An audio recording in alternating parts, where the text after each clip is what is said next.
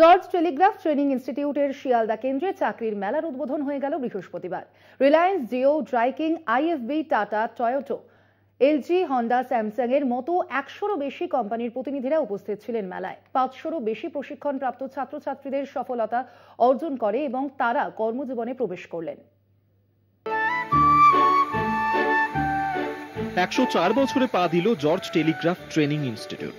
ভারতীয় শিক্ষা ক্ষেত্রে আজও সুনামের সঙ্গে কাজ করে চলেছে এই সংস্থা। রাজ্যে 75টার বেশি শাখা রয়েছে এদের।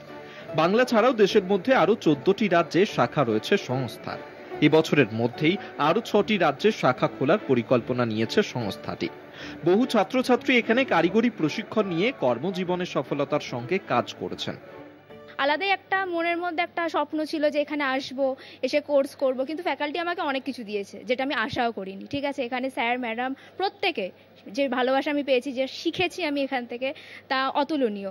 আর কোর্স শেষ হওয়ার সাথে সাথে এত তাড়াতাড়ি যে আমি চাকরিটা পাবো, স্বপ্নটা পূরণ হবে, তার জন্যে জর্জ টেলিগ্রাফে অসংখ্য ধন্যবাদ, থ্যাংক ইউ। তো এখানে অনেকটা স্বপ্ন নিয়ে আমি এসেছিলাম, আর আমার মনে হয় আজকে সেই স্বপ্নটা পূরণ হয়েছে। তার জন্য আমি জর্জ টেলিগ্রাফকে এবং জর্জ টেলিগ্রাফের প্রত্যেকটা ফ্যাকাল্টিসকে অসংখ্য ধন্যবাদ। বৃহস্পতিবার জর্জ টেলিগ্রাফ ট্রেনিং ইনস্টিটিউটের উদ্যোগে শিয়ালদা কেন্দ্রে চাকরি মেলার উদ্বোধন হয়ে গেল। কারিগরি ও বৃত্তিমূলক প্রশিক্ষণের মাধ্যমে ছাত্রছাত্রীদের কর্মদক্ষ করে তুলছে। কর্মসংস্থানের ক্ষেত্রে জর্জ টেলিগ্রাফ পূর্ব ভারতে শ্রেষ্ঠত্ব অর্জন করছে বলেই দাবি অনিন্দ দত্তের। সাকসেস রেট আমাদের চাকরির মেলার ইন এনি গিভেন ইয়ার 100% তো হয়।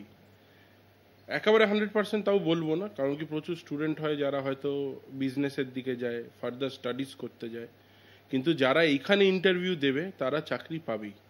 আর চাকরির মেলা আজকে আমরা একটু হয়তো বড় করে করছি, কিন্তু আমাদের সারা বছর প্লেসমেন্ট ড্রাইভ হতে থাকে। ইন্ডাস্ট্রিতে কাজ করে, ইন্ডাস্ট্রিতে তারা শেখে, তাই বললে তারা যেই যে ইন্ডাস্ট্রিতে যায় সেখানে ইন্ডাস্ট্রি তাদের অ্যাবজর্ব করে নেয়, তা তাদের আর প্লেসমেন্ট ফেয়ার অবধি ওয়েট করতে হয় না।